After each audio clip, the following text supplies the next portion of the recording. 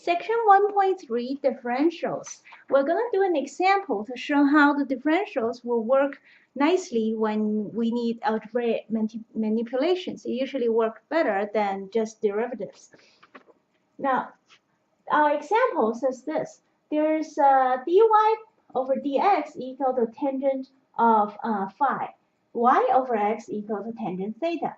And then this phi equals to theta plus psi plus n pi being n being an integer. So, and of course, the good old relationship, x is our cosine theta, y is our sine theta. Now, the relationship of all these things are all angles. That's why we use Greek letters to represent them. And I can draw this thing out in a picture, but that's really not necessary. We're just going to do it no matter what the picture looks like. The point is, we're going to show that the tangent of psi equals to this somewhat symmetrical relationship, x dy minus y dx over x dx plus y dy. And that also equals to r d theta over dr. Quick review of all the Greek letters. This is theta, and this is phi, and the pitchfork is psi. Why do we use Greek letters? Tradition. So let's go about showing this algebraic relationship. We're just going to do a bunch of stuff. First thing is that we have to remember is what is the tangent? Okay, now let me write this down. The tangent of psi, the pitchfork, is from this relationship is equal to the tangent of phi minus theta. We don't have to worry about n pi because tangent has n pi as its periodic repetition, so it's all the same, no matter whether you put n pi in there or not. So this is equal, and that equal to, next, we need a tangent formula for subtraction. And so you need to dig out your trigonometry book if you don't remember exactly what it is, and dig it out, and you will find out that this equal to tangent phi minus tangent theta divided by 1 plus tangent phi tangent theta. This is just a good old standard formula that you can find in an older book. I mean, in trigonometry or calculus, either way. Anyway, so we have this thing, which is, but we know what these things are. These things are given, okay? Tangent phi is that, and then tangent theta is that. And so we're going to plug it in and see how it comes out. So plugging it in, we get, this is equal to tangent phi is dy by dx. I'll write it sideways to save space. D minus tangent theta is y over x divided by 1 plus these two things multiplied together, dy dx times y over x. Okay, now we have to do good old algebra to see how it cleans out. To see how it cleans out, first we work on the numerator. We'll work on the numerator here and then work on the denominator here. Okay, the numerator becomes x dx, and then x dy minus y dx. Okay, that's just the numerator. Now the denominator, you have on the top, you have x dx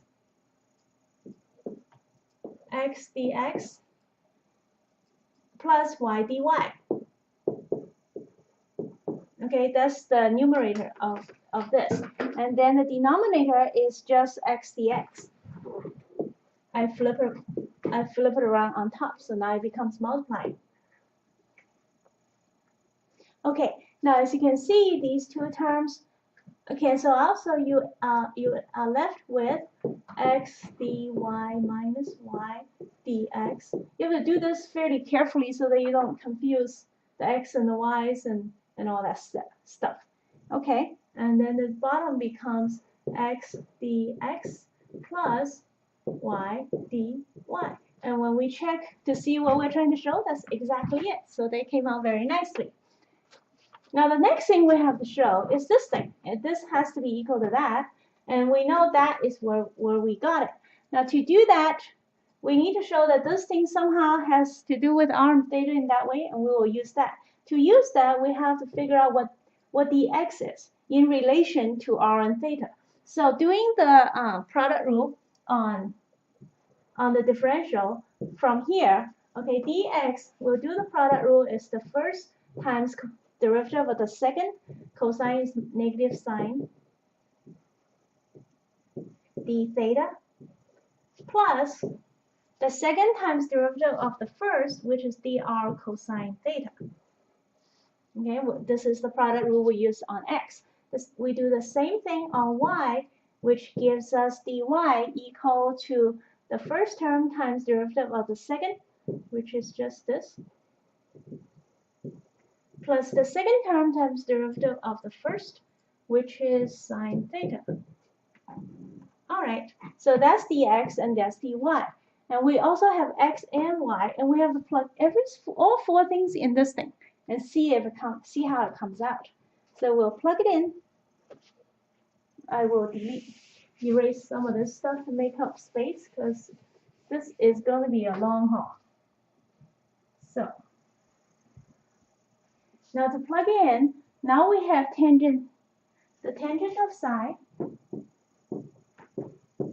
equal to, okay, we're working on this thing with x and y here and dx and dy here. Put every single thing in here like it says.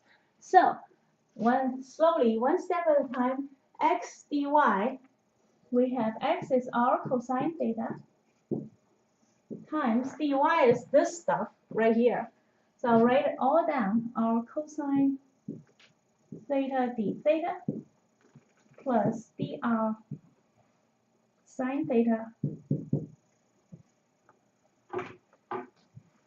Okay, now that is x dy minus, next y is our sine theta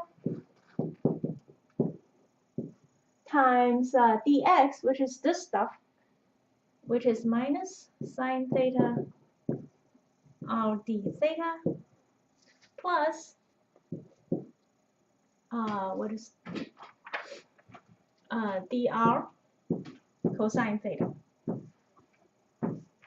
All right, and this is just the numerator. Now we're going to draw the division line and then do the same thing here, which is going to take some time. But before you freak out and say, well, that looks really big and scary, it's not, because this is where we're arriving at. So we have a happy ending at the end, even though, oh, this looks very, very bad, like Voldemort or something. Anyway, so continue doing this, persist. You have r, this is x dx, so r cosine theta, that's x. Dx is that stuff right there, minus r sine theta d theta plus dr cosine theta. All right, and then plus the last thing, which is y dy. Y is right here. Y is, y is r sine theta. Do this very carefully as you can, so that there's not a mistake, because a mistake will throw you way back. Okay, so dy, the last part, copy it carefully and not mess up. You have d theta plus dr sine theta. All right, now we got the whole thing copied. That's a big fraction. And you know that something has to be made to disappear. A lot of these symbols better disappear. We're going to end up with that, right? So we have to lose a lot of weight, and which looks good. So first, we look at this term. This is r cosine squared. And then there's a d theta. Now look over here. You have r sine squared, r d theta. Okay? So there is everything's the same. It's r squared, d theta, and then sine, r squared cosine squared, and then d theta. together, this is a plus, minus and minus become a plus. So cosine theta plus sine theta is 1. So what you have left right there is just r squared d theta from this term right here and this term right here. So we got rid of 2 of the terms. There's 2 more left. Now the rest of it, look at this very carefully. This is sine theta cosine theta r dr. This here is also sine theta cosine theta r times dr. The difference, however, is this is negative. There's a negative times a positive sign.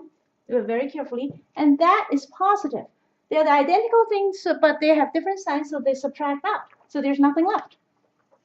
So as you can see, we're getting close to this thing, which is what we're driving at. Now the bottom, we'll do it the same, similar way. Now there's r squared, there's cosine and sine, and then there's d theta. Look over here. There's r squared, cosine and sine and d theta. With one exception, this is a plus and that's a negative. So that will subtract out. So there's nothing left. So we have taken care of this and this. And there's nothing left. Well, on top we got this done. Now we have the last 2 terms left. That is dr cosine theta. There's r cosine squared dr. Okay, so there's a cosine squared. On this side we have sine times sine. There's a sine squared r dr. So then what we have left is simply r dr.